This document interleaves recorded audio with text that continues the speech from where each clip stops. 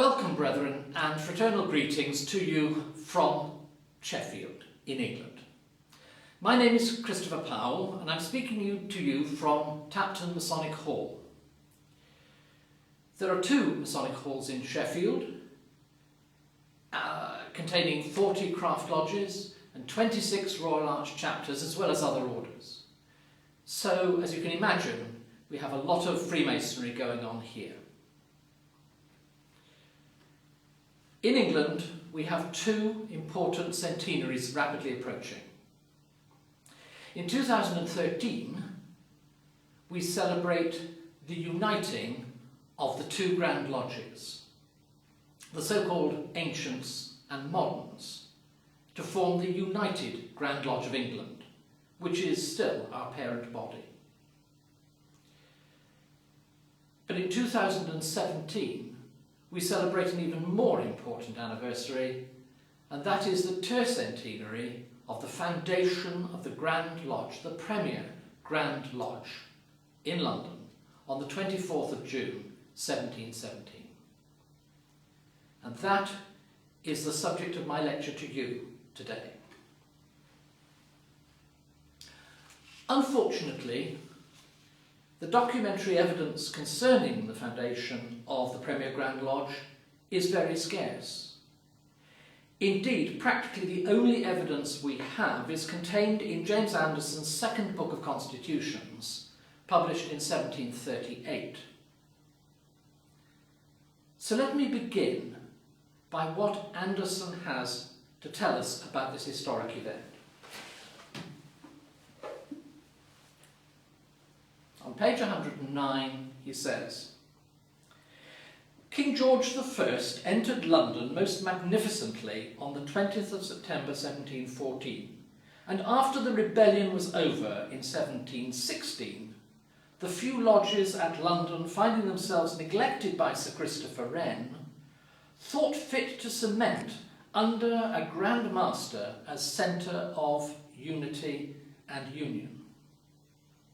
That is to say, the lodges that met, one, at the Goose and Gridiron Alehouse in St Paul's Churchyard, two, at the Crown Alehouse in Parker's Lane near Drury Lane, three, at the Apple Tree Tavern in Charles Street, Covent Garden, and four, at the Rummer and Grapes Tavern in Channel Row, Westminster.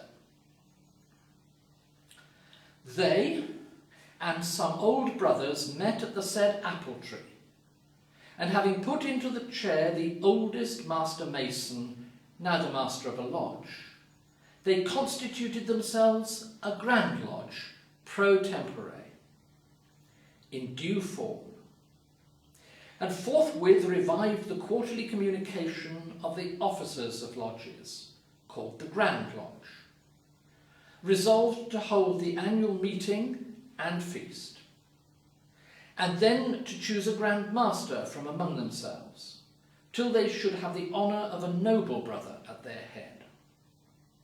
Accordingly, on St John the Baptist's Day, in the 3rd year of King George I, AD 1717, the assembly and feast of the free and accepted Masons was held at the aforesaid Goose and Gridiron Alehouse.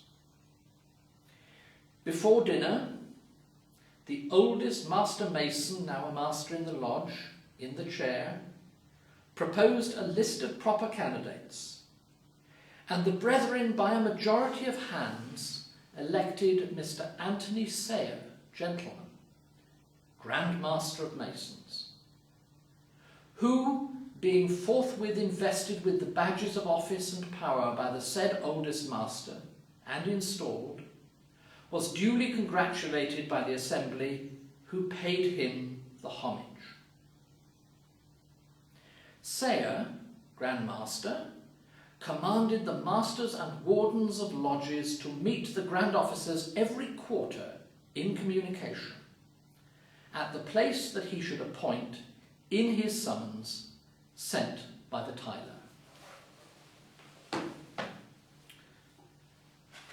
That is what Anderson tells us about the founding of the Premier Grand Lodge in 1717. Let me draw your attention to some of the points that Anderson makes here.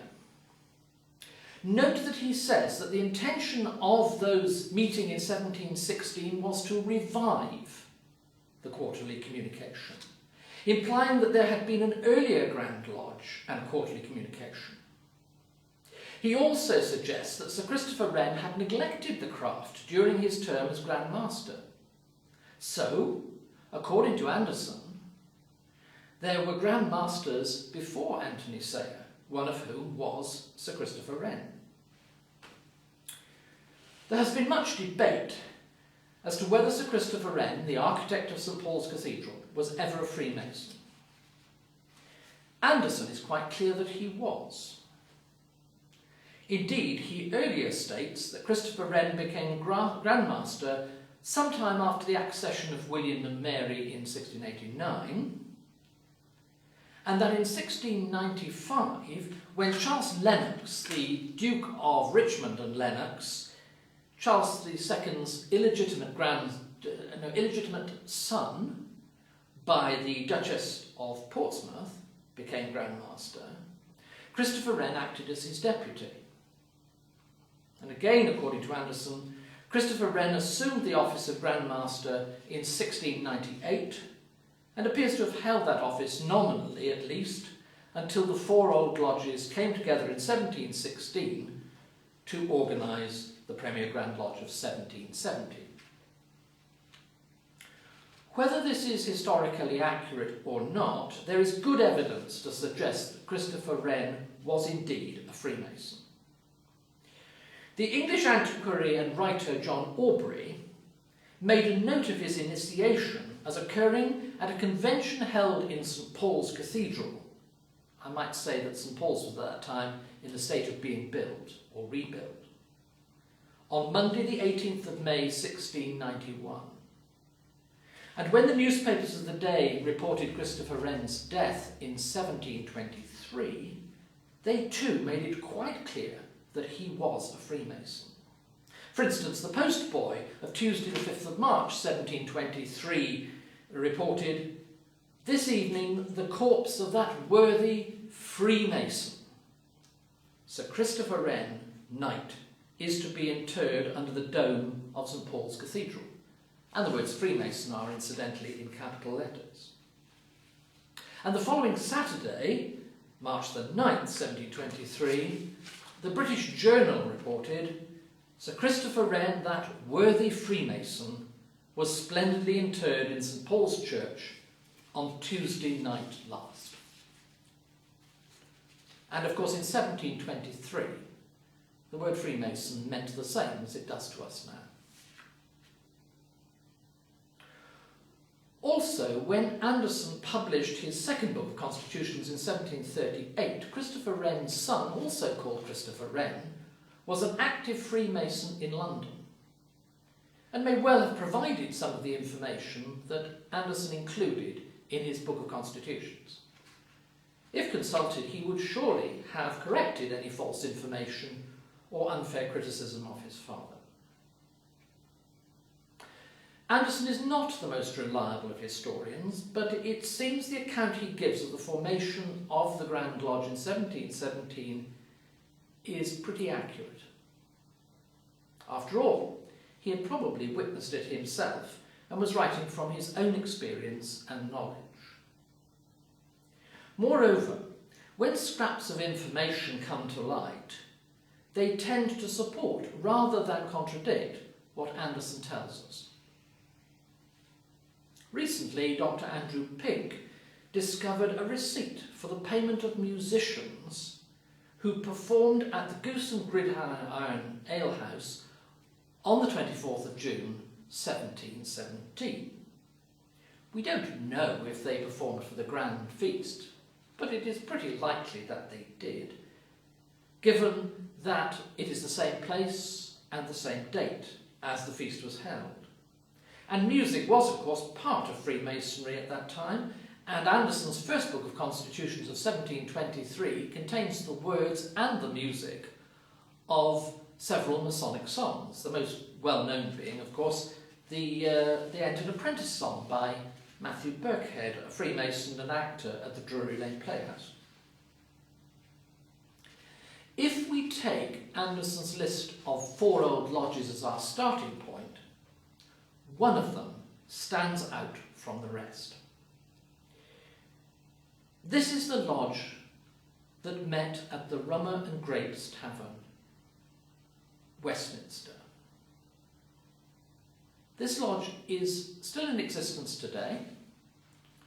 Its name is the Royal Somerset House and Inverness Lodge, or, more simply, Lodge 4. For the historian, Lodge 4 is, in terms of the early history of Grand Lodge, the most interesting and important Masonic lodge of all. First, its members were the cream of English Freemasonry at the time. Second, it was by far the largest lodge, having in 1723 73 members, whereas the other 3 lodges mentioned by Anderson had 20, 22, 21 and 15 members respectively. Unlike the other 3 old lodges, which according to Gould were essentially lodges of operative masons, Lodge 4 was full of a new breed of speculative masons, or to use the contemporary terms, gentlemen masons or new masons. Unlike the other 3 lodges, it met in the city of Westminster and not in the city of London. Remember, in 1717, London and Westminster were separated by fields, and if you were to take the journey from one to the other, you would have passed by the church of St. Martin in the fields. Westminster was the centre of state power. It was where the king lived in St. James's Palace, and it was where the Houses of Parliament met in the Palace of Whitehall. In the Palace of Westminster. Westminster was also where several of the most influential early speculative masons had their homes. George Payne, 2nd and 4th Grand Master and compiler in 1720 of the regulations of Freemasonry, lived in New Palace Yard. William Cooper, the 1st Grand Secretary, worked in the Houses of Parliament as Clerk of the Parliaments. And Dr. John Theophilus Desaguliers, 3rd Grand Master, lived in Channel Row, Westminster, in a house next to the Rummer and Grapes Tavern, where Lodge 4 first met. As I stated earlier, Lodge 4 was by far the largest of the 4 lodges listed by Anderson. Indeed, it was probably because of the increasing number of members that Lodge 4 moved from the Rummer and Grapes Tavern at some point before 1723 to the Horn Tavern, Westminster, which was a large tavern and a very popular meeting place for members of Parliament and other influential men of the time. The expansion of Freemasonry in London in the 1720s was remarkable. From a base in 1717 of probably fewer than 100 active Masons in London, we learn that in 1721, at the grand feast to celebrate the election of the Duke of Montague as 4th Grand Master, 200 to 300 Masons were present. By 1723, the number of lodges had grown to around 50, with about 1,000 members between them. This was a 10-fold increase in a period of only 6 years. 2 years later, in 1725, with the inclusion of the lodges in various towns and cities outside London, the number of active masons on the roll of the Grand Lodge had grown to about 1,500, spread between about 80 lodges. And we must remember these figures only account for those masons and lodges that were affiliated to the Premier Grand Lodge. One question we need to address is why the Grand Lodge was formed or reformed at all. Anderson's answer to that question was, and I quote, "to cement under a Grand Master as the centre of unity and harmony." The real purpose was surely a practical, managerial and organisational one. In this regard, it is interesting to note that key figures like William Cooper, the first Grand Secretary, and George Payne, Grand Master in 1718 and 1720, were both of them civil servants by profession and administrators. They, more than anyone else, would have seen the value of a central organisation, particularly if they also foresaw the huge increase in the number of men interested in becoming Freemasons at that time. Although for at least a century, gentlemen involved in building trades as patrons or antiquarians interested in Freemasonry's history had joined operative lodges, the gentlemen masons or new masons of the 18th century seem to have been quite different. Whilst almost all of the named masons that met at the lodge Elias Ashmole visited in 1682 had a common interest in operative masonry. Indeed, most of them were engaged in some form or other on the rebuilding of St Paul's Cathedral, and therefore had plenty to discuss after the ceremony. The new masons of the 18th century had no such common bond, and therefore needed to be engaged in more Masonic ritual and activity. It was probably for them that the two new degrees seem to have been developed in the 1720s and 30s in London, the third degree and the Royal Arch. Because we must remember, when Grand Lodge was founded in 1717, there were only 2 degrees in English Masonry: Entered Apprentice and Fellow of the Craft. And that pair of degrees, of course, is matched even today when you look at the professions. I'm an organist, and the 2 qualifications are ARCO, Associate of the Royal College of Organists, and Fellow of the Royal College of Organists. If, for example, you are an architect, you have ARIBA and FRIBA. Accountants, ACA, FCA.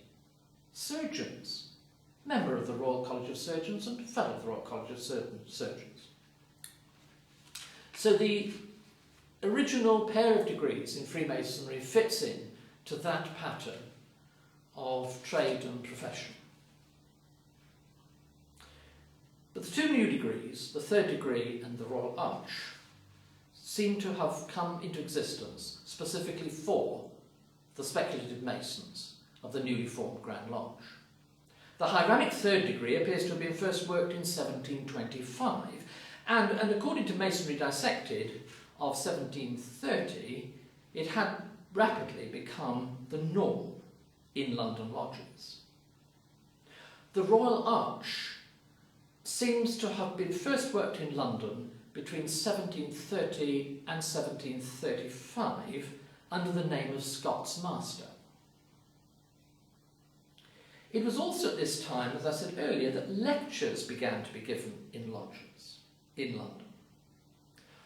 All 3 of these elements were developments designed to enhance the Masonic experience of the new speculative masons in their new warranted lodges. I've said little or nothing in this lecture about Anthony Sayer, the first Grand Master, except to mention his name. Since he appears to have played little or no part in the history of Grand Lodge, apart from being the first Grand Master. In 1724, 1730 and 1741, he had need of its bounty himself. And in 1730 he was all but expelled from the society for taking part in illegal assemblies of dissatisfied Masons. It was probably the mere fact that he had been first Grand Master that saved him from being expelled. He served the old King's Arms Lodge, number 28, as Tyler, and twice petitioned them for support in 1736 and 1740. Nevertheless, at his passing, Masons of the best quality attended his funeral out of respect for the man who had, for all his faults, been their first Grand Master. It is very difficult to be absolutely sure which of the well-known and important Freemasons was responsible for the many early developments in Freemasonry. But we can say with some confidence that all the prime movers were also members of Lodge 4. Four of the most important were William Cooper, John des Éculiers, James Anderson, and George Payne. William Cooper was born in 1690 into a family of wealthy lawyers. They were also a family of poets, and I'm sure you have heard of William Cooper's nephew, also called William Cooper, the famous late 18th century English poet. You may also have heard of his sister Judith, who was also a poet, and is better known by her married name of Judith Madden. Colonel Madden, her husband, was a Member of Parliament and, not surprisingly, a member of Lodge 4. Cooper was elected the first Grand Secretary in 1723. It is to him we owe the minutes of Grand Lodge, which begin in 1723 and continue right up to the present day. You can read those early minutes for yourself. They were published as volumes 10 and 12 of the Antigrapha series, published by Quattro Coronati Lodge. And they're now available on CD-ROM. Their importance cannot be overestimated. As well as giving the decisions of Grand Lodge, Cooper also included a list of the lodges that had become part of the Grand Lodge, together with a list of the names of their members. Albeit incomplete, his lists of 1723 and 1725 play a vital part in our understanding of the social context of the early years of speculative Freemasonry in London. It is clear from these lists that many of the early speculative Masons were also members of the Royal Society. The most important of whom, by far as Freemasonry is concerned, is Dr. John Theophilus des Éculiers. Des Éculiers gave his first demonstration in front of the Royal Society on the 18th of March 1714 and was elected a Fellow on the 8th of October 1714. He remained their chief demonstrator, or curator as his title was, until his death in 1744. It was a highly prestigious position, but des Éculiers earned his living by giving public lectures on experimental philosophy. We call it science or physics, if you like, now. On average, des Éculiers gave 5 courses of lectures each year for over 30 years.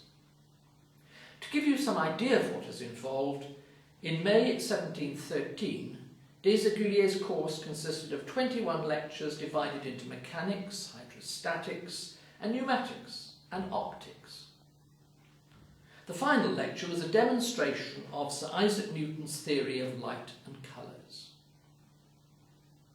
Each lecture consisted of a series of practical experiments, and it is estimated that by the time of his death in 1744, that des Éculiers had given 160 courses of lectures on experimental philosophy to paying audiences, a total of somewhere around 3,500 public lectures. What has this to do with Freemasonry, you may ask? Well, first, it is interesting to note that it was at this time that lectures, many of them on topics very similar to those given by Des Aiguilliers, found their way to the meetings of the London lodges. The records of one London lodge, founded in 1721, show that the subjects included the principles of astronomy, the nature of stones, the structure of the eye, properties of colour, fermentation, the eye and light, the earth not the centre of the solar system, and so on. And from then on, lectures became part of the work of various Masonic lodges. Secondly, Des Aiguilliers' brilliance as a lecturer brought him into contact and indeed friendship with many members of the aristocracy and even royalty, both in England and on the continent. This gave him the opportunity, successfully I might add, to encourage many of them to join the craft. It was Des Aiguilliers who, in August 1731 at The Hague, initiated and passed His Royal Highness Francis I, Duke of Lorraine. Duke Francis had stopped at The Hague on his way to London specifically to hear Des Aiguilliers' lectures. Des Aiguilliers seized the opportunity, formed a lodge, and made him a Mason. It was also Des Aiguilliers who, on the 5th of November 1737, initiated and passed His Royal Highness Prince Frederick, Prince of Wales, at an occasional lodge at Kew Palace. Again, their initial contact was through science. Having begun that connection between the English royal family and Freemasonry, by the end of the 18th century, 3 of King George III's brothers and 6 of his 7 sons were Freemasons, including the Prince of Wales, who became George IV, and the Duke of Sussex, who was, as you well know, the first Grand Master of the United Grand Lodge of England in 1813. Whenever Des Aiguilliers was present in a lodge, he seems always to have taken the chair, even if noble Grand Masters were present. He had an excellent memory and was used to holding an audience. He had what we would call presence or charisma. In the 17th and early 18th century, antiquarians such as Ashmole and Stukely were probably attracted into Freemasonry because of its alleged antiquity. This was not what brought the men of science like Des Aiguilliers and the other members of the Royal Society into the craft. What interested them was Freemasonry's apparent understanding of geometry through architecture. At the beginning of the 18th century, the progress of natural philosophy was hampered by the relatively few students who had received an education in mathematics at school. The subject was rarely taught in the grammar schools of the period, and as a consequence, most of the boys entering Oxford and Cambridge had no knowledge of the subject at all. In an anonymous essay of 1701, attributed to John Arbuthnot, an eminent physician, the author commented on the need for an education in mathematics and noted with pleasure that students at Oxford were being encouraged to study the subject. Of particular interest to Freemasons is the fact that he noted that a knowledge of geometry lay at the heart of the matter. If one understood geometry, he argued, then the behaviour of the solar system, the movement of the planets, and the phenomena of the tides presented no problems. Likewise, he reminded his readers, a knowledge of geometry was the key to understanding the works of Sir Isaac Newton. Des Aiguilliers was both a friend of Newton and the chief promoter of his ideas in the first half of the 18th century. It's therefore hardly surprising that he was able to promote Freemasonry among the Fellows of the Royal Society, of which Newton was president from 1703 until his death in 1727. There had, of course, been a close relationship between Freemasonry and the Royal Society from the beginning. 3 of the founders of the Royal Society were Freemasons. Sir Christopher Wren, that I mentioned earlier, Sir Robert Moray, and Dr. John Wilkins. The interest in Freemasonry shown by the Fellows of the Royal Society in the 1720s and 30s was almost certainly based on Freemasonry's focus on geometry. The influence went both ways, of course, and in the 1720s and 1730s, no fewer than 39 members of the Royal Society were proposed by Freemasons. The close relationship between the Royal Society and the craft certainly raised the intellectual level of lodge activities in the 1720s and 30s. And likewise, when aristocrats and members of the royal family became Freemasons, it raised the craft's social status and brought it into the establishment. Both of these developments were largely down to John Theophilus Desaguliers. Desaguliers was Grand Master in 1719 and 3 times Deputy Grand Master in the 1720s. He was certainly regarded as a safe pair of hands, especially during the Grand Mastership of the Maverick Duke of Wharton. At the grand feast at which Wharton was elected on the 24th of June 1722, it was reported that the band suddenly started up a chorus of "Let the King rejoice his own again, let the King enjoy his own again," a blatant Jacobite song. According to a contemporary report, they were immediately reprimanded by a person of great gravity and science, clearly a reference to Desaguliers, so that order and Masonic political neutrality were immediately restored.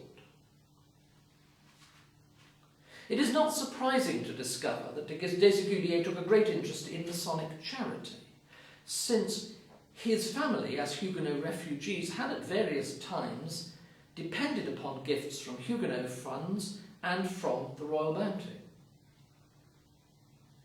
On the 17th of March 1725, Desaguliers was appointed to the Grand Lodge General Charity Fund, and on the 11th of July 1729 he spoke strongly in Grand Lodge, encouraging individual lodges to support this charity. It is also Desaguliers who proposed and eventually persuaded Grand Lodge on the 15th of December 1731 to include widows and orphans of Freemasons within their charitable purview. There are many entries in the minutes of Grand Lodge where Desaguliers proposes giving financial support to Freemasons in need. In an early Masonic catechism of about 1725, entitled A Dialogue Between Simon, a Town Mason, and Philip, a Travelling Mason, Desaguliers is credited with devising a new system of regulations for the craft which brought about the term New Mason, applied to those who gave his revised answers in the catechetical ritual. A note at the end of the catechism concerning the answer to the question, "Are you a Mason?" gives 2 alternatives. The old Masons answering the question, "I am so taken by all fellows and brothers." But the new Masons under J.T. Desaguliers' regulation answer only, "I am." It's not surprising as a scientist, Desaguliers should prefer a simpler and clearer answer without circumlocution. At the end of the same dialogue between Philip and Simon, we find drawings of the layouts of 2 lodges. One is entitled, "This is the form of the old lodges," and the other, "This lodge is the new lodge under the Desaguliers regulation." The contrast that is being made here is between lodges of the old operative Masons and those of the new speculative Masons, such as Lodge 4. On the 26th of November 1728, Desaguliers attended a meeting of Grand Lodge held at the Queen's Head Tavern in Great Queen Street. and there he proposed that the office of stewards be revived. His proposal was accepted. This is yet another well-known part of Freemasonry that owes its present existence to John Theophilus Desaguliers. In the Daily Post for the 20th of June 1729, a well-informed skit appeared entitled Antediluvian Freemasonry. The anonymous author signed it Lewis Giblin, M.B.N., thereby making it perfectly clear that he was a master mason himself. It is aimed at Desaguliers and others, noting in particular the changes Desaguliers had recently introduced to the laying out of a lodge. I quote, "There will be several lectures on ancient masonry, particularly on the signification of the letter G, and how and after what manner the antediluvian masons formed their lodges, showing what innovations have lately been introduced by the Doctor and some other of the moderns, with their tape, jacks, movable letters, blazing stars, etc., to the great indignity of the modern pale." It seems, therefore, that around 1729, Desaguliers introduced tapes and other cleaner items to mark out a lodge floor, replacing the former rather messy chalk mop and pail. The final sentence of the article states, "The eulogium on masonry will not be deferred on any account."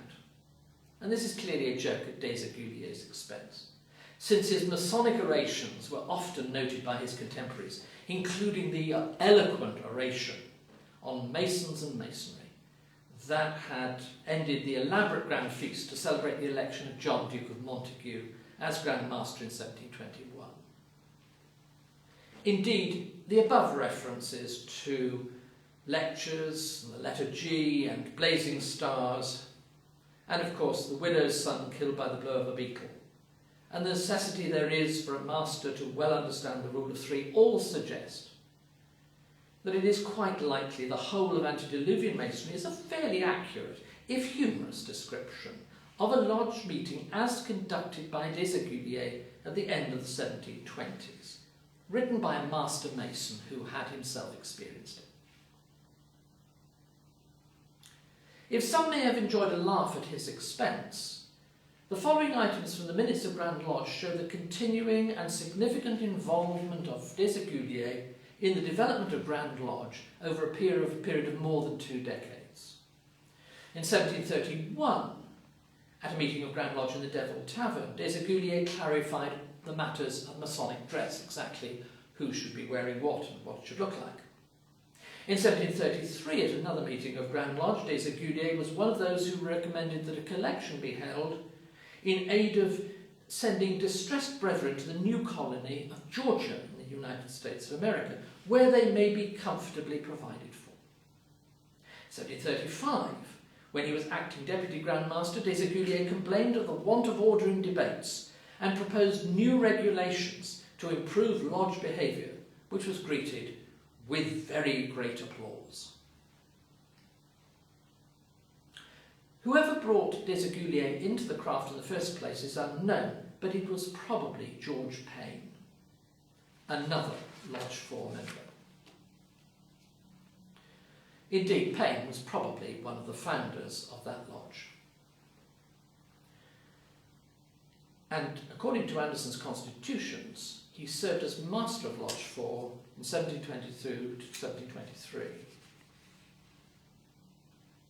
Payne was Grand Master twice, in 1718 and 1720, immediately before and after his friend Desaguliers. He was Junior Grand Warden in 1724-5 and Senior Grand Warden in 1735. George Payne was born in Chester, the son of Samuel Payne and Frances Kendrick, and was only 31 years old when he became Grand Master in 1718. Payne worked in St Martin's Lane as Secretary of the Tax Office, but he and his wife Anne Martha Payne lived across the fields in the parish of St Margaret's, Westminster, at St Stephen's Court, New Palace Yard. Anne Payne's maiden name was Batson, She was the sister of another distinguished Freemason and member of Lodge 4, Thomas Banson, who was Grand Warden in 1730 and for 3 successive years Deputy Grand Master in 1731, 32 and 33. When des Aiguilliers returned to London from Oxford in 1712 and advertised his first set of lectures at the beginning of January 1713, he noted that subscriptions could be obtained from George Payne at the Leather Office, St Martin's Lane. So it is clear that Payne and des Aiguilliers knew each other long before the founding of Grand Lodge in 1717, and at least as early as 1712. Des Aiguilliers probably came to know the Payne family through George Payne's younger brother Thomas Payne. Although nearly 7 years younger than des Aiguilliers, Thomas Payne was his exact contemporary at Christ Church, Oxford. Having graduated BA in 1709, both des Aiguilliers and Thomas Payne stayed on at Oxford. Des Aiguilliers as lecturer in experimental philosophy at Hart Hall, now called Hertford College, Oxford, and Thomas Payne as a chaplain at New College, Oxford. In 1711, both Thomas Payne and des Aiguilliers were ordained deacons of the Church of England, Thomas Payne by the Bishop of Oxford and des Aiguilliers by the Bishop of London. Thus des Aiguilliers and Thomas Payne were at Oxford together for a period of well over 6 years. During that time, it is highly likely Thomas introduced John to his family from Chester, including his older brother George.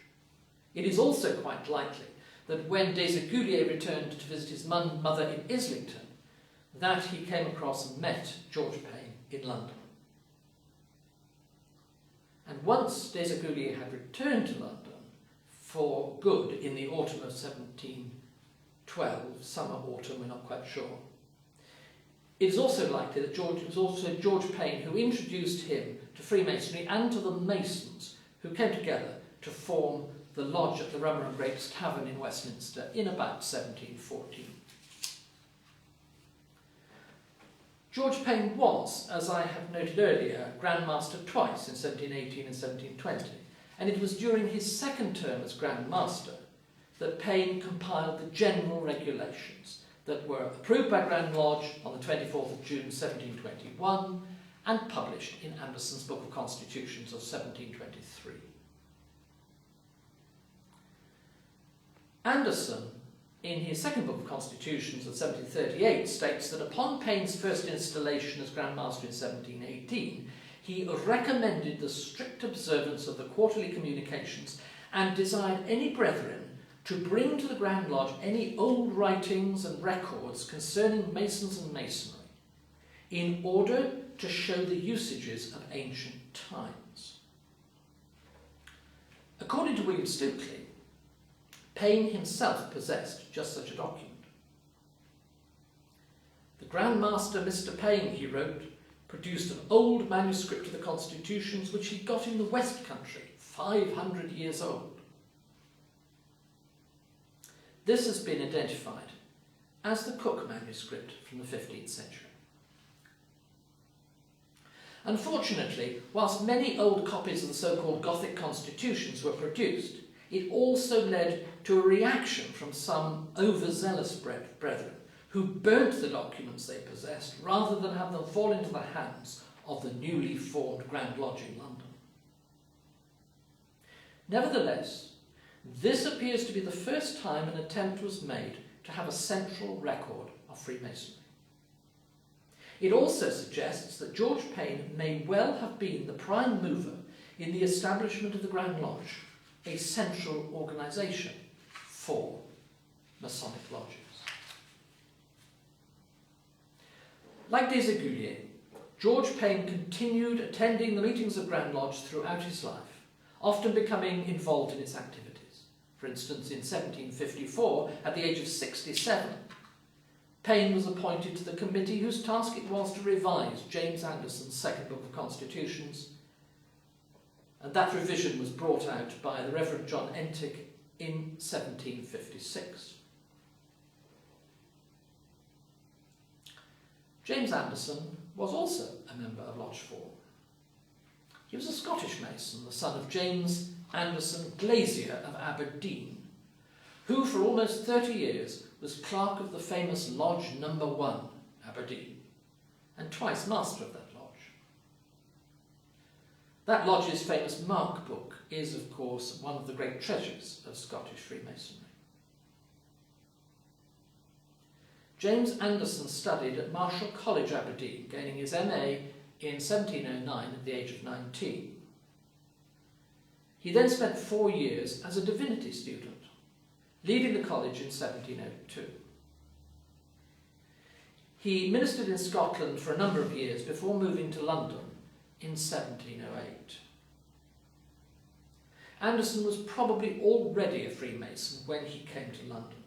Although there is no record of his initiation, he was, after all, the son of a prominent Aberdeen Freemason who had been a member of Aberdeen Lodge No. 1 for over 50 years.